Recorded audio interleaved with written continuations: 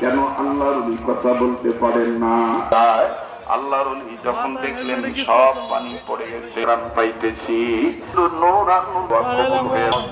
মালিকের দরবারে কবুল হয়ে গেছে, মায়া লাগে এখন আমাদের আশায়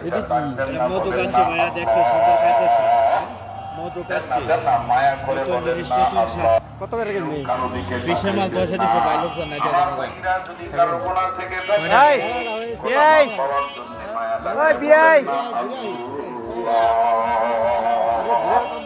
আবার বলেন না আল্লাহ। আল্লাহর ওলি যখন বদনাটা শুরু করে দিলেন সব পানি পড়ে গেল। কিছুই বুঝলাম না। হযরতের জবান আল্লাহ খুলে দিলে, মানে জবান বন্ধ ছিল। গম্ভীর ডাক দিয়ে বললেন, বাবা আল্লাহ আমাকে যা তোমরা তাদের না, আল্লাহ যারা হয় তাদের সে কথা বল না নেই। ডাক দিয়ে বলবো আরে তোমরা জিকির করো।